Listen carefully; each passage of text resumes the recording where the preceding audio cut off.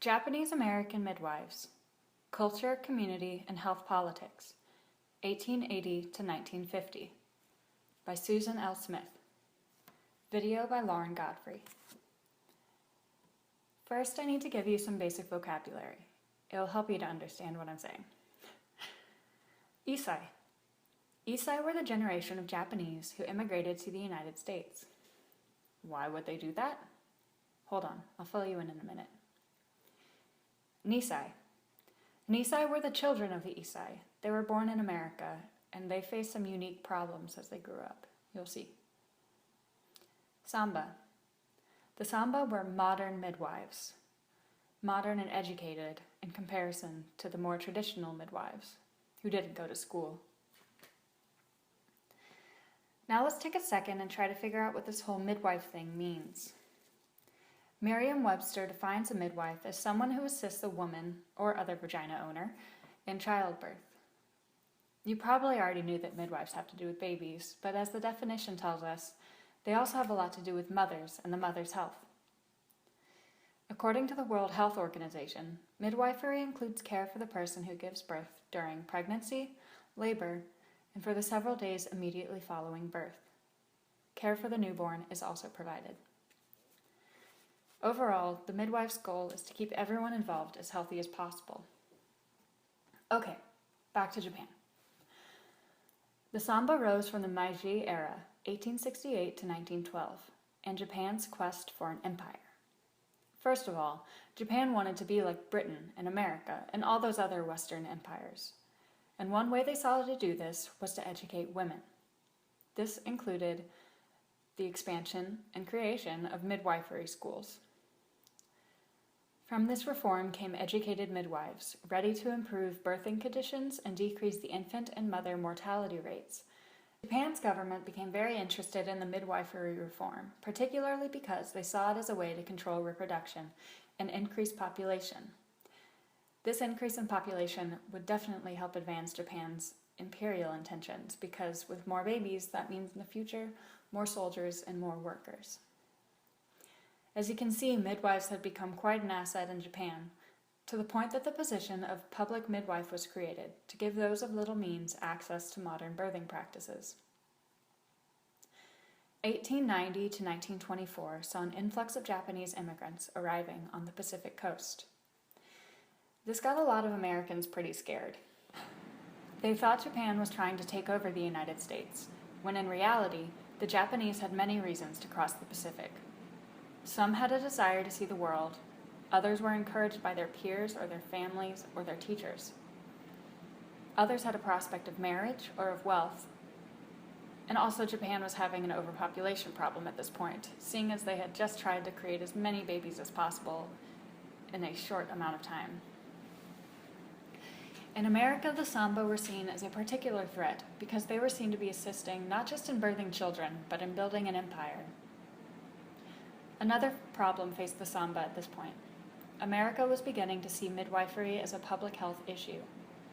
It came to be seen as the profession of immigrants and racial minorities, and unlike Japan, which created a new profession for women out of midwifery, America tried to medicalize childbirth and completely stamp out this lowly, unclean thing that these minorities had brought into the country.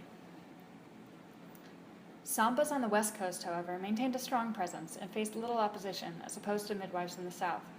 One reason being that doctors already attended about 95% of the births in California, Oregon, and Washington by the 1920s. Basically, that means that doctors were delivering most of the babies who mattered to the United States. Now let's look at the life of the Samba in different areas, namely California, Seattle, and Hawaii. Isai, who moved to the United States, usually experienced quite a shock in terms of lifestyle change. Many came searching for economic success, but ended up stuck in California as migrant farm laborers.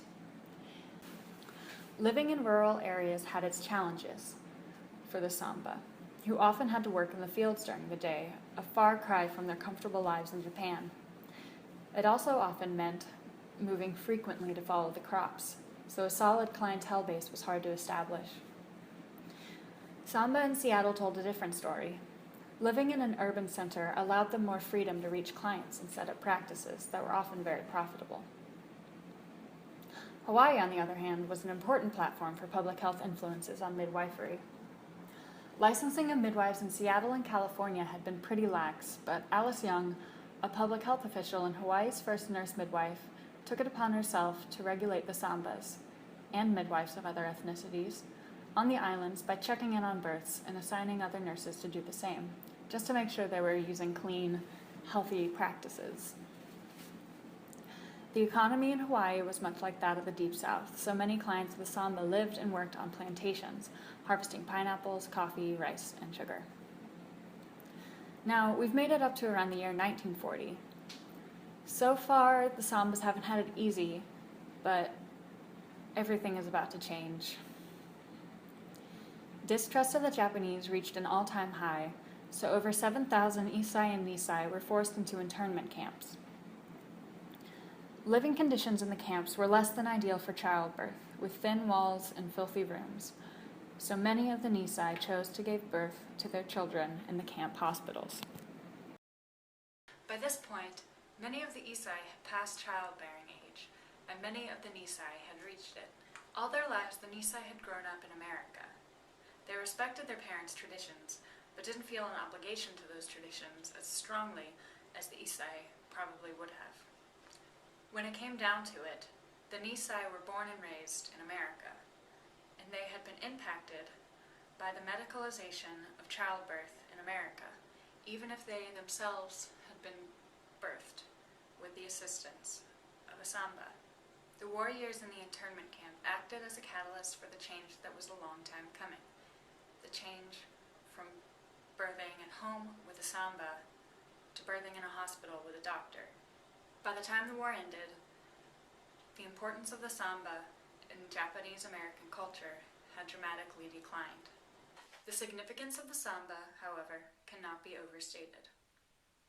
Faced with a new life in America, the Isai needed a way to stay together, and holding on to the Samba provided that.